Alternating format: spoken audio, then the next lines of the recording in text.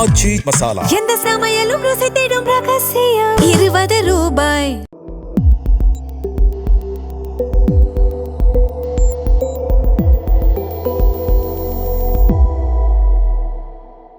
தமிழ் தடம் நேயர்களுக்கு வணக்கம். இன்றைய நேர்காணலில் நம்மோடு இணைந்திருப்பவர் ஊடகவியலாளர் திரு கெப்ரியல் தேவதாஸ் அவர்கள். சார் வணக்கம். வணக்கம் சார். இன்றைக்கு திமுகவோட எம்எல்ஏ விளாத்திகுளம்ல இருக்கவர், அவர் இன்னைக்கு அரெஸ்ட் பண்ணப்பட்டிருக்காரு. எதற்கு அப்படின்னு பார்த்தோம்னா, அவர் விஜய் அவர்களை குறித்து ஒருமையில பேசினதுக்காகவும் ஒரு மிரட்டும் துணையில பேசினதுக்காகவும் அவர் அரெஸ்ட் பண்ணியிருக்காங்க. இன்னைக்கு போலீஸ் விசாரணை பண்ணிட்டு இருக்காங்க. ஸோ இதை எதிர்த்து நிறைய திமுகவினர் கண்டனம் தெரிவிச்சுட்டு வந்துருக்காங்க. தொடர்ச்சியாக டிவிகேவினர் பேசினாலே அரெஸ்ட் பண்றாங்க அப்படின்ற மாதிரி பேசுறாங்க. ஸோ நீங்க எப்படி பாக்குறீங்க இந்த அரெஸ்ட்? இல்லை, எனக்கு என்னமோ பேசினாலே அரெஸ்ட் பண்ணுறாங்க அப்படின்லாம் நான் பார்க்கல. மார்க்கண்டேயன் அவர்களோட பேச்சை பார்த்தா ரொம்ப தவறாக இருக்குது. ஒரு எம்எல்ஏ இந்த மாதிரி பேசக்கூடாது. ஒரு எம்எல்ஏ ஒரு பகுதி மக்களோட ரெப்ரசன்டேட்டிவ். அப்போ நீங்கள் டிக்னிஃபைடாக பிஹேவ் பண்ணணும். அதான் உங்களுக்கும் மரியாதை, அந்த பகுதி மக்களுக்கும் மரியாதை. ஸோ அவரை பொறுத்தளவில் விளாத்திகுளம் தொகுதியோட எம்எல்ஏ மார்க்கண்டேயன் அவர்கள். ஸோ அப்போ ரொம்ப ரெஸ்பான்சிபிளாக அவர் பிஹேவ் பண்ணணும். அவர் பேசும்போது முதல்வர் அவர்களை ஒருமையில் பேசுகிறாரு. அதுக்கப்புறம் எலும்பெல்லாம் உடைச்சிடுவேன்ற மாதிரி பேசுகிறாரு. இப்படிலாம் பேசுறது ரொம்ப தவறாக இருக்குது. இதை எப்படி ஜஸ்டிஃபை பண்ணுவீங்க? ரைட்டு, அரெஸ்ட் பண்ணப்படுறாரு, ரைட்டு. எப்படி ஜஸ்டிஃபை பண்ணுவீங்க? நீங்கள் பேசின விஷயங்கள்லாம் ரொம்ப தவறாக இருக்கு. இல்லை, நான் எதுவுமே பண்ணல, நியாயமான விமர்சனங்கள் வைக்கிறேன், ரொம்ப கண்ணியமான விமர்சனங்கள் வைக்கிறேன், என்னோட விமர்சனங்களை எதிர்கொள்ள முடியாமல், என்னோட வாதங்களோட அந்த வீரியத்தை அவங்களால எதிர்கொள்ள முடியாமல் எனக்கு வாய்ப்புட்டு போடுறதுக்காக என்னை அரெஸ்ட் பண்ணிட்டாங்கன்னா புரிஞ்சுக்க முடியுது. நம்மளும் சப்போர்ட் பண்ணலாம். அவரோட பேச்சுக்கள்லாம் பார்த்து ஆச்சரியமா இருக்கு. இப்போ உங்களுக்கு பிடிக்குதோ பிடிக்கலையோ 35% மக்கள் விஜய் அவர்களுக்கு ஓட்டு போட்டு எலெக்ட் பண்ணியிருக்காங்க. பிடிக்குதோ பிடிக்கலையோ அவர் தான் முதல்வர். ஸோ எப்படி உங்களுக்கு உங்கள் தொகுதி மக்கள் ஓட்டு போட்டு உங்களை எம்எல்ஏ ஆக்குனாங்களோ அதுக்கு எப்படி ஒரு மரியாதை இருக்கோ, அதே மாதிரி விஜய் அவர்கள் இன்னைக்கு சிஎம் ஆயிருக்கார். நான் சும்மா சிஎம் ஆகலை, மக்கள் பெரிய அளவில் நம்பிக்கை வச்சு ஓட்டு போட்டு சிஎம் ஆயிருக்காரு. அப்போ அது கொடுக்க வேண்டிய மரியாதையை கொடுக்கணும். ஒரு சிஎம்க்கு கொடுக்க வேண்டிய மரியாதையை கொடுக்கணும். இந்த மாதிரி பேசுறது ரொம்ப அபத்தமாக இருக்கு. அது போக இப்போ இதெல்லாம் பார்க்கும்போது ரொம்ப அவுடேட்டடாகவும் இருக்கு. இந்த பழைய ரவுடிசம்லாம் இப்போ பண்ணால் எடுபடாது.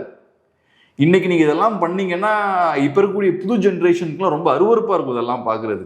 இப்போ இருக்கக்கூடிய ஜென்ரேஷனுக்கு இது ஏதோ ஒரு பழைய அந்த என்ன சொல்கிறது, அந்த ஒரு ஃபியூடலிஸ்டிக் ஸ்டைலில் இருக்குது.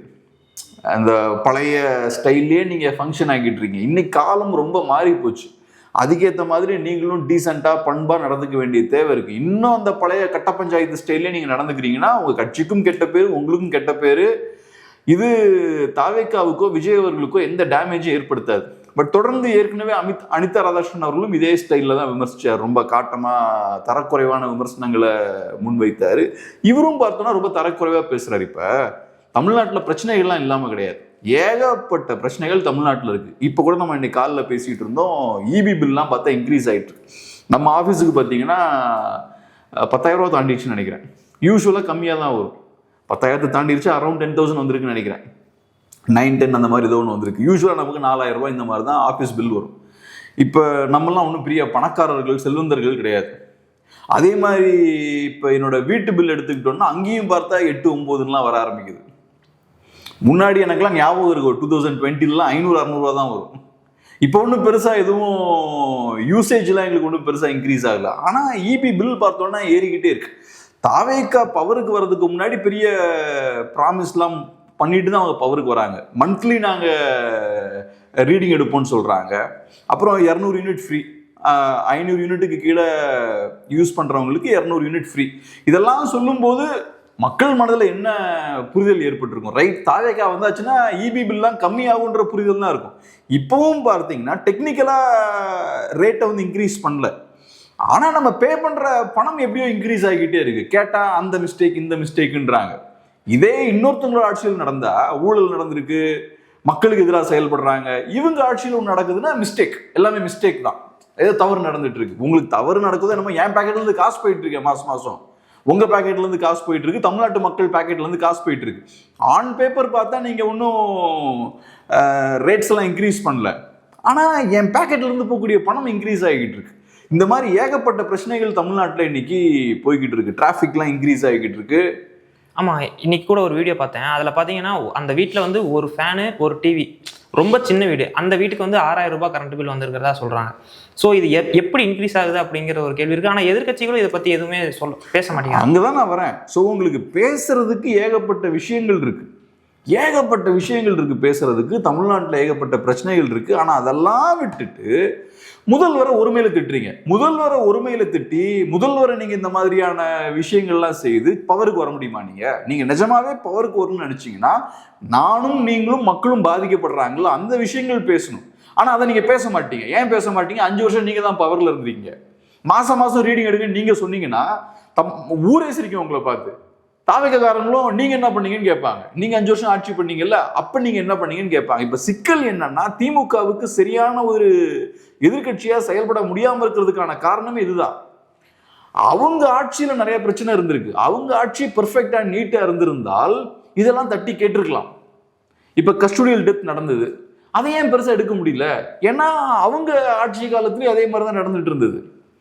ஸோ நீங்க எந்த இடத்துலையுமே தாவேக்கா மேல அரசியல் ரீதியா கரெக்டான விமர்சனங்களை வைக்கக்கூடிய இடத்துல நீங்க இல்லை. உங்க ஆட்சி சரியா இல்லாதனால இந்த சிக்கல்கள்லாம் நடக்குது. இன்னைக்கு தாவேக்காவை பொறுத்தளவுல நிறைய நேரங்கள்ல மோசமா செயல்படுறாங்க. ஆனாலும் தட்டி கேட்கறதுக்கு ஆட்களே இல்லை. அதிமுகவை பத்தி சொல்லவே வேண்டாம். அவங்க கட்சி பிரச்சனைகளை பார்க்கறதுக்கே அவங்களுக்கு நேரம் சரியா இருக்கு. ஸோ அதனால இந்த சிக்கல்கள்லாம் இருக்கனால தாவேக்காவுக்கு ரொம்ப வசதியா இருக்கு.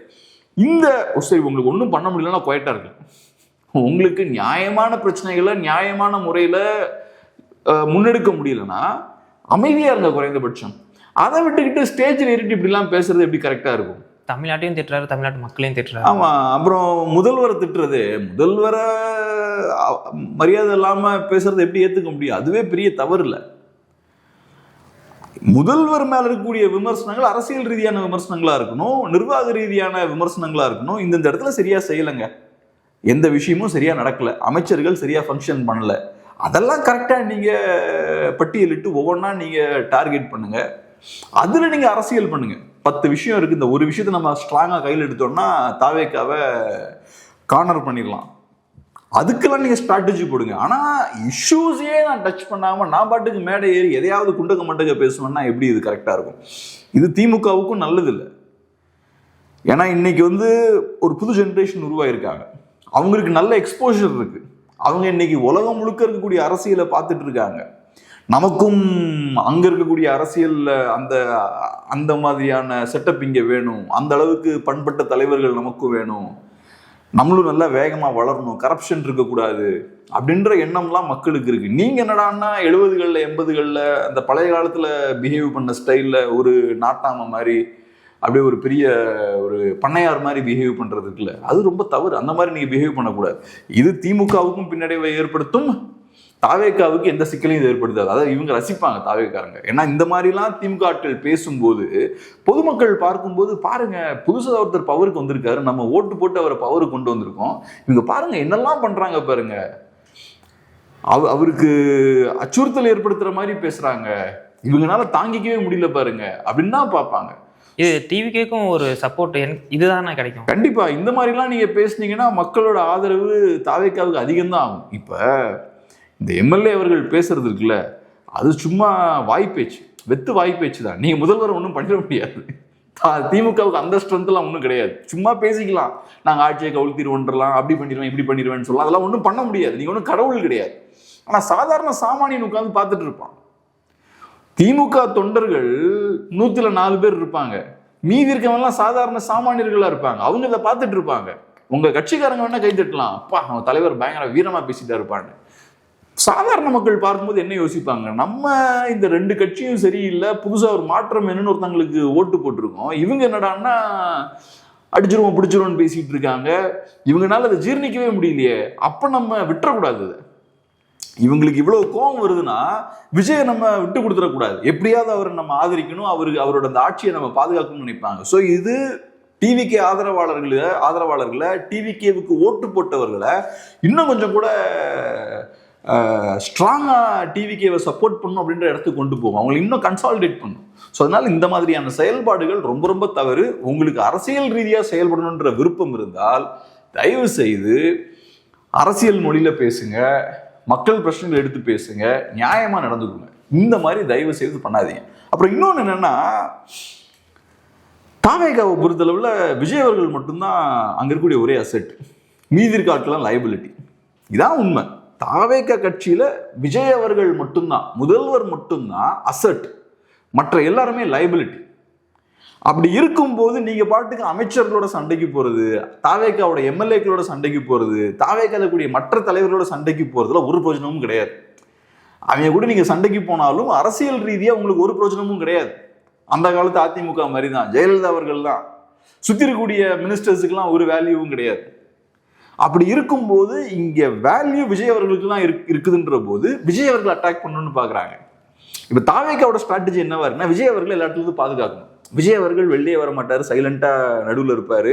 அவர் சுற்றி இருக்கக்கூடிய அந்த மினிஸ்டர்ஸ்லாம் பார்த்தீங்கன்னா கையாமையாக நிறைய சவுண்டு கொடுத்துக்கிட்டே இருக்கிறது. டெய்லி ஒரு ப்ரெஸ் மீட்டு, அங்கே போய் இன்ஸ்பெக்ஷனுக்கு போகிறது, எதையாவது கான்ட்ரவர்ஷியலாக பேசுறது, நாய்ஸை கிரியேட் பண்ணிக்கிட்டே இருக்குது.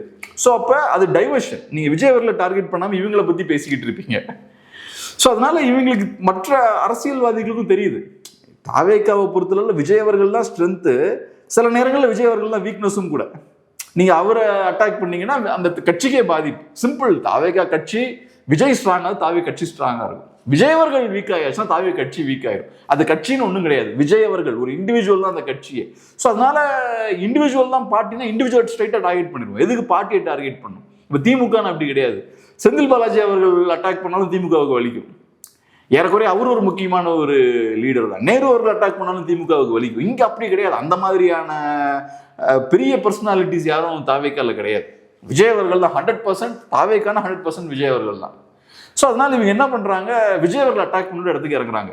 நீங்க விஜய் அவர்கள் அட்டாக் பண்ணுங்க, ஆனால் பர்சனல் அட்டாக் பண்ணாதீங்க, பொலிட்டிக்கல் அட்டாக் பண்ணுங்க. பர்சனல் அட்டாக் பண்றது வீட்டு சண்டைக்கு வேணா நம்ம பர்சனல் அட்டாக் பண்ணலாம் ஒருத்தரை. இது பொலிட்டிக்கல் இஷ்யூ, பொலிட்டிக்கல் விவகாரம். அது அப்போ நீங்கள் ஒரு முதல்வரை பொலிட்டிக்கலாக தான் அட்டாக் பண்ண முடியும். இல்லை உங்கள் நிர்வாகம் சரியில்லை அட்டாக் பண்ணுங்க. ஸ்ட்ராட்டஜிலாம் கரெக்டு தான். இந்த சும்மா சுற்றி இருக்கக்கூடிய அமைச்சர்களை பற்றி பேசி நேரத்தை வீணடிக்காமல் ஸ்ட்ரைட்டாக அங்கே போகிறது கரெக்டு தான். ஆனால் அதை பொலிட்டிக்கலாக செய்யுங்க. விஜய் அவர்கள் ப்ரெஸ் மீட் கொடுக்கலான்னு பேசுங்க, ஆனால் நீங்கள் அதை பேச முடியாது. ஏன்னா அடுத்து நீங்கள் என்ன கொடுத்தீங்கன்னு கேட்பாங்க அவங்க. நீங்கள் டிஃபெண்ட் பண்ணிக்கிறது அதுதான், நீங்கள் என்ன கொடுத்தீங்க. ஆமாம்.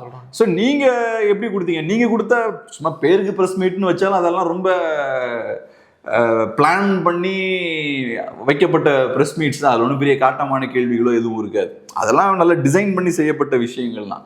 ஸோ அதனால இன்னைக்கு தாவேக்கா வாழ்ந்துட்டு இருக்கிறதே உங்களோட தவறான ஆட்சியை பேஸ் பண்ணி தான். நீங்கள் ரொம்ப மோசமாக ஆட்சி நடத்திருக்கீங்க. ஸோ அதை சாக்கு போக்கா வச்சா தாவேக்கா நீங்கள் ஓட்டிகிட்டு இருக்காங்க. அங்கே தான் சிக்கல் இருக்குது. அதை தாண்டியும் வேற சில இஷ்யூஸ் வரும்போது நீங்கள் எடுத்து பேசுங்க. எனக்கு புரிஞ்சுக்க முடியுது, நிறைய இடம் பேச முடியாது. நான் நிறைய விஷயங்கள் பேசினா நீங்கள் மாட்டிப்பீங்க. அப்போ உங்களுக்கு பேசுறதுக்கு ஒன்றுமே இல்லைன்னா பேசாதீங்க. இல்லை பேசணும்னு நினைக்கிறீங்கன்னா கரெக்டான இஷ்யூஸ்லாம் வரும்போது கரெக்டாக அதை கையில் எடுத்து பேசுங்க. ஆனால் இப்படி பேசுகிறன்ற பேரில் குண்டக மண்டக பேசுறது இது கரெக்டான விஷயம் கிடையாது. அதுவும் ஒரு எம்எல்ஏ இப்படி பேசுறதுன்றது ரொம்ப ரொம்ப ரொம்ப தவறான விஷயம். இப்போ அடுத்ததாக ஏடிஎம்கேல இருக்கக்கூடிய சிவி சண்முகம் அவரோட தரப்பில் இருக்கக்கூடிய 300க்கும் மேற்பட்ட நிர்வாகிகள் இன்னைக்கு ராஜினாமா செய்யறதா சொல்கிறாங்க. ஸோ சிவி சண்முகம் அவர்களும் அடுத்து ராஜினாமா செய்வார் அப்படின்னு எதிர்பார்க்கப்படுது. ஸோ எப்படி பார்க்குறீங்க? எனக்கு நல்லா ஞாபகம் இருக்குது, இபிஎஸ் அவர்கள் சிஎம்மாக இருக்கும்போது இந்த மாதிரி தான் ஏதாவது நியூஸ் வந்துக்கிட்டே இருக்கும். ஏடிஎம்கே 2ஆ உடைய போகுது, ஓபிஎஸ் டேக் ஓவர் பண்ண போகிறாரு, இல்லாட்டி ஓபிஎஸ் பிரிச்சுட்டு போக போகிறாரு, சசிகலா அவர்கள் கட்சியை டேக் ஓவர் பண்ண போகிறாங்க, டிடிவி தினகரன் அவர்களுக்கு நிறைய ஸ்லீப்பர்ஸ் எல்லாம் இருக்காங்க, அவங்களெல்லாம் ஆக்டிவேட் பண்ணியாச்சுன்னா கட்சி 2ஆ உடஞ்சு போயிடும், இப்படின்னா நியூஸ் வந்துக்கிட்டே இருக்கும். அப்போல்லாம் பார்த்தீங்கன்னா பெரிய தாக்கத்தை ஏற்படுத்தும் அந்த மாதிரியான செய்திகள். அதிமுக பிளவுபட போகுதா, அதிமுகலேருந்து இவர் வெளியேற போகிறாரா, ஐயோ பியோன்னு பயங்கரமான பேச்சாக இருக்கும். லட்சக்கணக்கான பேர் அதெல்லாம் பார்ப்பாங்க. லைவ் பார்த்தீங்கன்னா காலையிலேருந்து நைட் வரைக்கும் முரட்டுத்தனமாக போகும். டிவி டிபேட்ஸும் பார்த்தீங்கன்னா ஃபுல்லாக இதை ஒட்டி தான் இருக்கும். இப்போ நம்ம பார்த்தோம்னா அதிமுக உடையுதுன்ற செய்தியா இருக்கலாம், அதிமுகல இருந்து இவர் வெளில போறாரு அவர் வெளில போறாரு, இதெல்லாம் ஒரு நியூஸாவே யாரும் பார்க்க மாட்டேங்கிறாங்க. இப்ப சிவி சண்முகம் அவர்கள் போறாருன்னு எல்லாம் லைவ் போடுறாங்க, பார்த்தா 500-600 பேர் தான் பாக்குறாங்க அந்த லைவ் எல்லாம். நான் சொல்றது இந்த மெயின் ஸ்ட்ரீம் டெலிவிஷன் சேனல்ஸோட யூடியூப் பேஜ் இருக்கும்ல, அதுல வரக்கூடிய லைவே அவ்வளவு கம்மியா தான் இருக்கு.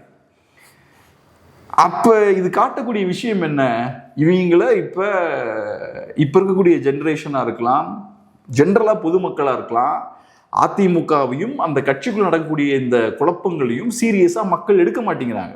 அப்போ அதுக்கு அர்த்தம் நீங்கள் irrelevant ஆகி போயிட்டீங்க, இந்த காலத்துக்கு பொருத்தமாகவே நீங்கள் இல்லை. அரசியல் இங்கே வேற ஏதோ ஒரு டைரக்ஷனுக்கு போயிட்டு இருக்கு, நீங்கள் சம்மந்தமே இல்லாத காரியங்களை பண்ணிக்கிட்டு இருக்கீங்க. ஸோ இது ரொம்ப ரொம்ப தவறான விஷயம். நீங்கள் உங்கள் கட்சிக்கு பெரிய ஒரு பிரச்சனை இருக்குது, இக்கட்டான சூழல் உங்கள் கட்சி இருக்குது, ரொம்ப மோசமான சூழல் இருக்குது. 2 தடவை தொடர்ந்து தோத்துருக்கீங்க. ஃபர்ஸ்ட் டைம் இன் ஹிஸ்ட்ரி 2 தடவை தொடர்ந்து தோத்துருக்கீங்க. அதுவும் 3வது இடத்துக்கு தள்ளப்பட்டிருக்கீங்க. நீங்கள் ஒரு 2வது இடத்துக்கு தள்ளப்பட்டா கூட ரைட், அடுத்த எலெக்ஷனில் மீண்டு வந்துடலான்ற ஒரு நம்பிக்கை இருக்கும். இன்னைக்கு உங்கள் இடத்துல தாவேக்கா வந்து உட்கார்ந்துருக்காங்க. எலெக்ஷனுக்கு முன்னாடி சொல்லப்பட்ட விஷயம் என்னன்னா, அதிமுக தொடர்ந்து 2 தோல்விகளை எதிர்கொண்டாச்சுன்னா அந்த கட்சி மீண்டு வர்றது கஷ்டம் அப்படின்னாங்க. அது காரணம் என்னன்னா, இது வரைக்கும் 2 தடவை தொடர்ந்து தோத்ததே கிடையாது அதிமுக. ஸோ அதுக்கான அனுபவம் அந்த கட்சிக்கு கிடையாது. திமுகவுக்கு உண்டு, அதிமுகவுக்கு அந்த அனுபவம் கிடையாது. அப்புறம் ஐடியாலஜி இந்த விஷயங்கள்லாம் கிடையாது. ஸோ கட்டுக்கோப்பா அந்த கட்சியை வச்சுக்கிறதெல்லாம் கஷ்டம். அதனால அப்படி சொல்லப்பட்டுச்சு. ஆனால் எலெக்ஷன் முடிஞ்சதுக்கு அப்புறம் பயங்கரமான சர்ப்ரைஸ், தாவேக்கா ஏறி ஜெயிச்சு வந்துட்டாங்க. திமுகவை 2வது தள்ளிட்டாங்க, அதிமுகவை 3வது இடத்துக்கு தள்ளிட்டாங்க. அப்ப நீங்க ரொம்ப ரொம்ப ரொம்ப மோசமான இடத்துல இருக்கீங்க. அப்ப அதுக்கேற்ற மாதிரி பொறுப்பா செயல்பட வேண்டிய தேவையும் இருக்கு. ஆனா இங்க பார்த்தோம்னா இன்னமும் இந்த கட்சிக்குள்ளேயே சண்டை போட்டு அந்த உட்கட்சி மோதல்கள்லாம் தான் போய்கிட்டு இருக்கு. இப்ப சி.வி. சண்முகம் அவர்கள் போறாருன்றாங்க. இது ஒரு பெரிய நியூஸா கூட யாரும் இப்ப பார்க்க மாட்டேங்கிறாங்க. எதையாவது ஊர்ல 1008 பிரச்சனை இருக்கு, இவங்க எதையாவது பண்ணிட்டு இருப்பாங்கப்பா அப்படின்ற மாதிரி பாக்குறாங்க. இது ஒன்றும் பெரிய ஆச்சரியமே இல்லை. சி.வி. சண்முகம் அவர்கள் வெளியேறது ஒன்றும் ஆச்சரியம் இல்லை. ஏன்னா அவரோட மாவட்ட செயலாளர் பதவியை பறிச்சுட்டாங்க. அதுக்கப்புறம் பசுபதினு ஒருத்தர் கொடுத்துருக்காங்கன்னு நினைக்கிறேன். அதுக்கப்புறமும் பார்த்தா உள்ளுக்குள்ள மோதல் போய்கிட்டு தான் இருக்கு. அந்த பதவியை திருப்பி அவர்கிட்ட கொடுக்கல.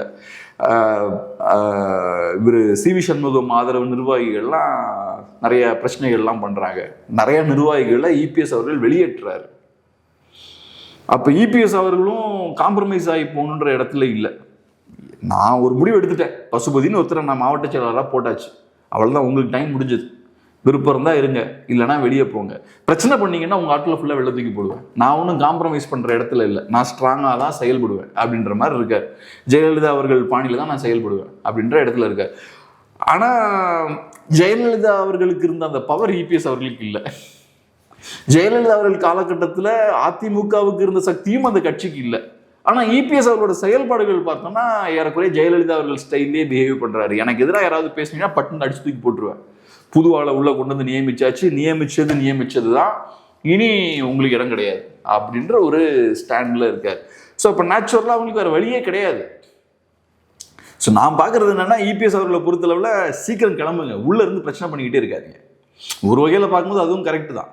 ஏன்னா இப்போ நிறைய பேருக்கு கட்சிக்குள்ள இருக்கணுன்ற விருப்பம் இல்லை, ஆனால் ஏதோ ஒரு வகையில் கட்சிக்குள்ள இருந்து பிரச்சனை கொடுத்துக்கிட்டே இருக்காங்க.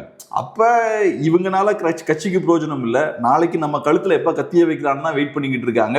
சான்ஸ் கிடைக்கும் போது அசம்பிளியில் போய் மாற்றி ஓட்டு போட்டாங்க. நாளைக்கும் நம்மளை எப்படி கவிழ்க்கலான்னு தான் இவங்க யோசிப்பாங்க. அப்படி இருக்கும்போது இவங்களை சீக்கிரம் முடிச்சு வெள்ளதில் தான் நல்லது.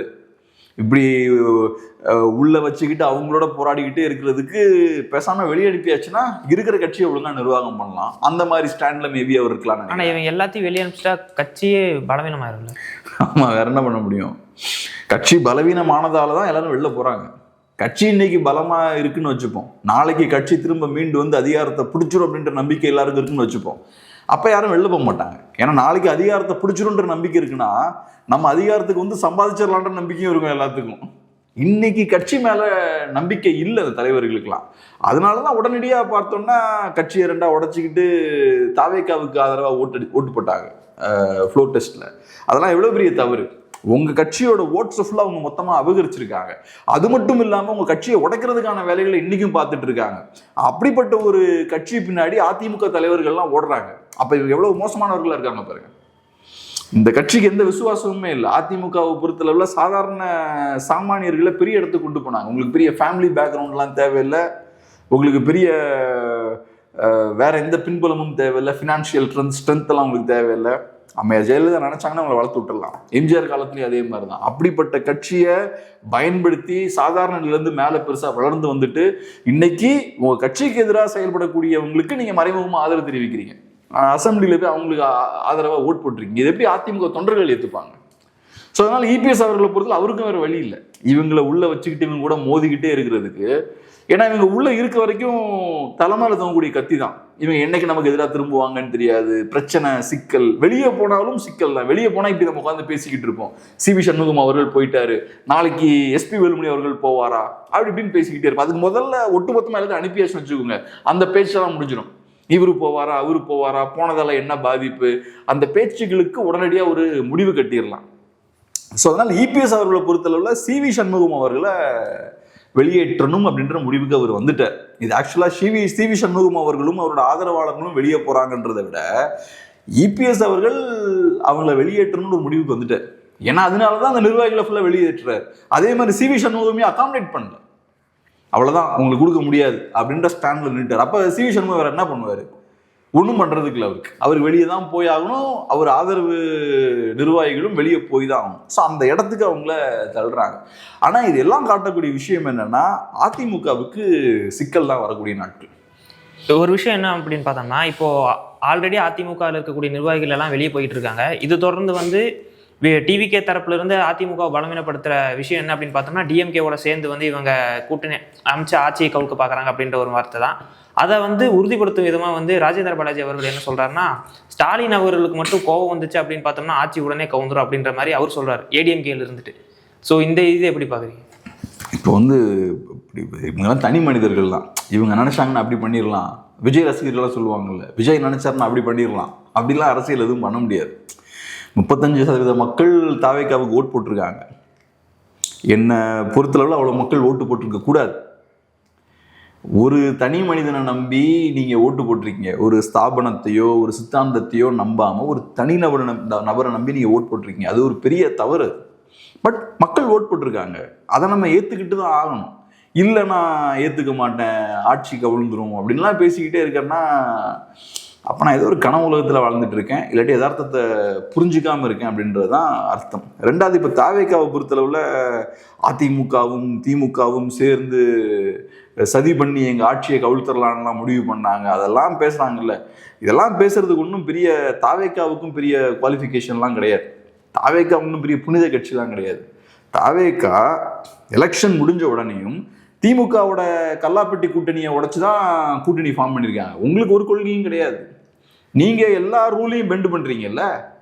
நீங்கள் விஜயபாஸ்கர் 2 பேரையும் சேர்த்துப்பீங்க, செங்கோட்டையனை சேர்த்துப்பீங்க, ஆதவர்ஜுனா உள்ள வச்சுப்பீங்க, திமுகவோட அந்த கல்லாப்பட்டி கூட்டணியை சேர்த்துப்பீங்க, அதுக்கப்புறம் அதிமுகவில் கூடிய எம்எல்ஏஸ்லாம் எடுப்பீங்க, அதுக்கப்புறம் திமுகவில் இருந்த கட்சிக்காரங்களுக்கு வேட்பாளராக போட்டிடுறதுக்கு வாய்ப்பு கொடுப்பீங்க.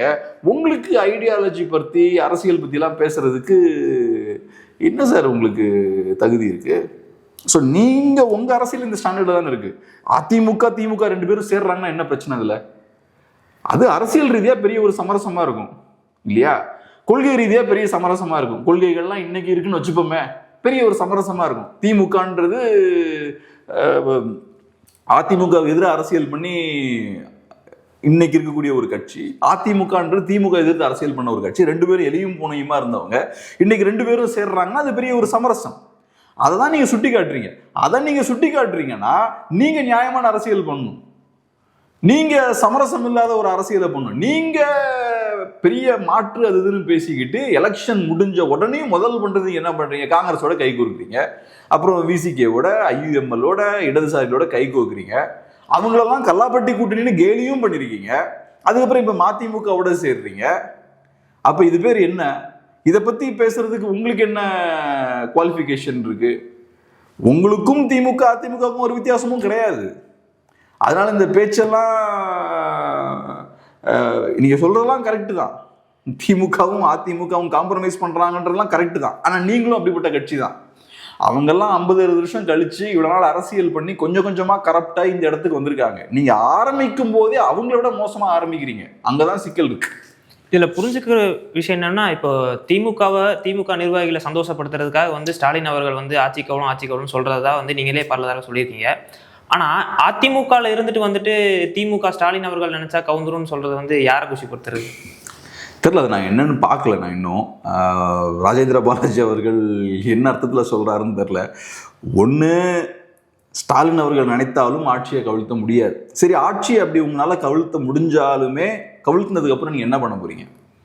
நீங்கள் என்ன எலெக்ஷனை ஃபேஸ் பண்ணி நீங்கள் தாவேக்காவை திருப்பி வீழ்த்த போறீங்களா? இப்போதான் ஒரு பெரிய தோல்வியை நீங்கள் ஃபேஸ் பண்ணியிருக்கீங்க. இன்னொரு எலெக்ஷனை ஃபேஸ் பண்ணுறதுக்கான பணபலம் உங்களுக்கு வேணும். அதே மாதிரி முக்கியமாக மக்கள் அதுக்கு தயாராக இருக்கணும். உங்களுக்கு ஓட்டு போட மக்கள் தயாராக இருக்கணும். உங்களுக்கு ஓட்டு போட மக்கள் தயாராக இல்லைன்னா இன்னைக்கு எலெக்ஷன் வந்தாலும் வேஸ்ட்டு தான் உங்களுக்கு. அப்போ இன்னைக்கு உடனடியாக எலெக்ஷனை ஃபேஸ் பண்ணுறதுக்கு திமுகவும் ரெடி இல்லை, அதிமுகவும் ரெடி இல்லை. அப்போ ஆட்சியை கவிழ்க்க முடிஞ்சாலுமே யாரும் கவிழ்க்க மாட்டாங்க. ஏன்னா கவிழ்த்தா நமக்கு தான் நாளைக்கு பிரச்சனை வருன்றது எல்லாருக்கும் தெரியும். ரெண்டாவது, ராஜேந்திர பாலாஜி அவர்களை பொறுத்தளவில் ஸ்டாலின் அவர்கள் நினைத்தால் இதை செய்ய முடியும்னு அவர் சொல்கிறாருன்னா, ஏதோ ஒரு வகையில் அப்போ ஸ்டாலின் அவர்களை சப்போர்ட் பண்ணி பேசுகிறாருன்னு நம்ம பார்க்கலாம். திமுகவோட நெருங்க முயற்சி பண்ணுறாருன்னு நம்ம பார்க்கலாம். ஏன்னா இப்போ அதிமுக எடுத்துக்கிட்டோன்னா ரெண்டும் கட்டானா மாட்டிக்கிட்டு இருக்காங்க. தாவேக்காவுக்கும் திமுகவுக்கும் நடுவில் மாட்டிக்கிட்டு இருக்காங்க. மோஸ்ட்லி அதிமுகரங்கெல்லாம் தாவேக்காவை ப்ரிஃபர் பண்ணுறாங்க. ஏன்னா தாவேக்காவும் ஒரு திமுக எதிர்ப்பு கட்சி. ஸோ அந்த வகையில் அவங்களோட அரசியல் தாவேக்காவோட இன்னும் கொஞ்சம் கூட நல்லா பொருந்தி போகும், ஒத்தி போகும். ஸோ அதனால் வெளியேறணும்னு நினைக்கிறவங்க தாவேக்கா பக்கம் போகிறாங்க. அது போக தாவேக்கா இன்னைக்கு அதிகாரத்தில் இருக்காங்க. அதிகாரத்தில் இருக்கக்கூடிய கட்சியில் போய் சேர இன்னும் எல்லாரும் விரும்புவாங்க. எல்லாரும் அங்கே போய்கிட்டு இருக்காங்க. திமுகவை பொறுத்தளவில் வரலாற்று ரீதியாக நம்ம பார்த்தோம்னா திமுக காரங்க பெரிய பெரிய அதிமுக தலைவர்களெல்லாம் உள்ள எடுத்திருக்காங்க. இன்னைக்கு திமுக கூடிய பெரிய பெரிய கைகள் எல்லாமே அங்கிருந்து வந்தவங்க தான். ஸோ அதனால திமுகவுக்கும் அந்த வேலையை பண்ண முடியும். ஆனால் இன்னைக்கு திமுக கிட்ட அந்த அதிகார பலம் இல்லை. ஸோ அதனால ஃபர்ஸ்ட் ப்ரிஃபரன்ஸ் இப்போ எல்லாருக்கும் தாவேக்காவா இருக்கு. செகண்ட் ப்ரிஃபரன்ஸ் இப்போ திமுகவா இருக்கு. ஒரு 10 பேர் இங்கே போறாங்கன்னா 2-3 பேர் திமுக பக்கம் வராங்க. அந்த வகையில் ராஜேந்திர பாலாஜி அவர்களும் மேபி திமுகவை ஒரு பாசிட்டிவாக பார்க்கலாம். நமக்கான எதிர்காலம் அங்கே இருக்குன்னு மேபி பார்க்கலாம் அப்படின்னு நம்ம எடுத்துக்கலாம். ஆனால் இதெல்லாம் கரெக்டான விஷயமா இருக்காது. அதிமுகவை பொறுத்தளவில் அந்த கட்சியை கட்டுக்கோப்பாக வைக்கணும்னா அந்த லீடர்ஷிப்புக்கு கட்டுப்பட்டு எல்லாம் இருக்கும். ஜெயலலிதா அவர்கள் அந்த கட்சியோட தலைமையில் இருக்கும்போது இப்படி யாரும் பேசிடுவாங்களா? யாரும் இப்படி பேச மாட்டாங்க. திமுகங்களை பார்த்தாலே அவங்கக்கிட்ட ஃப்ரெண்ட்லியாக இருக்க பயப்படுவாங்க. இன்னைக்கு இந்த மாதிரியான விஷயங்கள்லாம் அவங்க பேசுகிறாங்கன்னா, நீங்கள் சொல்கிறீங்க அப்படி அவர் பேசியிருக்காருன்னு, நான் இன்னும் பார்க்கல. அப்படி பேசியிருப்பாங்களே. ஆனால் அந்த கட்சி வீக்காக இருக்குது, தலைமை வீக்காக இருக்குது. ஸோ தலைமையால் நம்மளை எதுவும் பண்ண முடியாதுன்ற நம்பிக்கையும் இருக்குது. ஸ்ட்ராங்கான லீடர்ஷிப் இருக்குது, கட்சி அவங்க கண்ட்ரோலுக்கு கீழே ஸ்ட்ராங்காக இருக்குன்னா எல்லாம் பேச பயப்படுவாங்க. ஸோ இந்த மாதிரி லைட்டாக அந்த பவுண்டரியை தாண்டி, அந்த லிமிட்டை தாண்டி சில பேர் செயல்படுறாங்கனாலே அப்போ ரைட்டு தலைமை வீக்காக இருக்குன்னு. இன்னைக்கு தாவேக்காவே எடுத்துக்கோங்க. சில அமைச்சர்களுக்கு மேலாம் நிறைய புகார்கள் இருக்கு. ஆனால் அவங்க அமைதியாக இருக்க மாட்டேங்கிறாங்க, தொடர்ந்து பேசிக்கிட்டே தான் இருக்காங்க இன்னும். அது காரணம் என்னன்னா அவங்க எதுவும் பண்ண முடியாது. நேற்றுக்கு கூட ஒரு ஸ்கூலுக்கு வந்து போய் ரீல்ஸ் எல்லாம் போட்டிருக்காங்க டிவிக்கு நிர்வாகிகள். அப்போ என்ன நிர்வாகிகள் போடுறது ஓகே, நான் சொல்றது எம்எல்ஏஸும் மினிஸ்டர்ஸும் அவங்கள தலைமையால் எதுவும் பண்ண முடியாது. இப்போ அவங்கள பட்டுன்னு நீங்கள் கட்சி விட்டு தூக்க முடியாது. அவங்க பாட்டுக்கு ரிசைன் பண்ணிட்டு திமுக போய் சேர்ந்துட்டாங்கன்னா என்ன பண்ணுவீங்க? ஏற்கனவே உங்களுக்கு சீட்ஸ் கம்மியாக இருக்குது, நம்பரை இன்க்ரீஸ் பண்ணுற போராட்டத்தில் இருக்கீங்க. அப்புறம் நீங்கள் எப்படி போய் உங்கள் எம்எல்ஏஸையும் உங்கள் மினிஸ்டர்ஸ் எப்படி கண்ட்ரோல் பண்ணுவீங்க நீங்கள்? ஸோ அதனால் அப்போ நம்ம செயல்பாடுகளை வச்சு நம்ம கண்டுபிடிச்சிடலாம். இப்போ ஒரு தலைமையால் அவங்களுக்கு கீழே இருக்கக்கூடிய ஆட்களை கட்டுப்படுத்த முடியல, அவங்க பாட்டுக்கு தலைமையை மீறி செயல்படுறாங்கனாலே ரைட்டு தலைமை வீக்காக இருக்குன்னு அர்த்தம். அதிமுகவுக்கும் அதே சிக்கல் தான். டிவிகேலையும் தலைமை டிவிகேல தலைமை தான் ஸ்ட்ரென்த், அதில் ஒன்றும் மாற்றுக்கிறது கிடையாது. விஜய் அவர்கள் தான் எல்லாமே, விஜய் அவர்கள் கையில் தான் ஃபுல் பலமும் இருக்கு. ஆனால் நம்பர்ஸ் வந்து அவங்களுக்கு எதிராக போயிடுச்சு. நம்பர்ஸ் அவங்களுக்கு சிங்கிள் மெஜாரிட்டி இல்லை. சிங்கிள் மெஜாரிட்டி இல்லைன்னா அந்த பலவீனம் எல்லாருக்குமே தெரியும். காங்கிரஸுக்கும் தெரியும், விசிகேக்கும் தெரியும். இன்னைக்கு விசிகேலாம் எதுக்கு இவ்வளோ பேசிட்டு இருக்காங்க? இடதுசாரிகள் எப்படி இவ்வளோ பேசுறாங்க? திமுக கிட்ட இப்படிலாம் பேசலையே. இன்னைக்கு டிவிகேவோட இருக்கும்போது தான் இப்படிலாம் பேசிட்டு இருக்காங்க. அப்போ டிவிகே கிட்ட நம்பர்ஸ் இல்லைன்றது தெரியும். விஜய் அவர்கள் அஃப்கோர்ஸ் ஸ்ட்ராங் தான். விஜய் அவர்களோட முகத்துக்காக 35% ஓட்டர்ஸ் அவங்களுக்கு ஓட்டு போட்டிருக்காங்க. அது சாதாரண விஷயமே இல்லை. ஆனால் ஓட்டு போட்டதெல்லாம் முடிஞ்சாச்சு, இப்போ பவருக்கும் வந்தாச்சு. சிங்கிள் மெஜாரிட்டி இல்லையே. சிங்கிள் மெஜாரிட்டி இல்லாத வரைக்கும் உங்களுக்கு சிக்கல் தான்.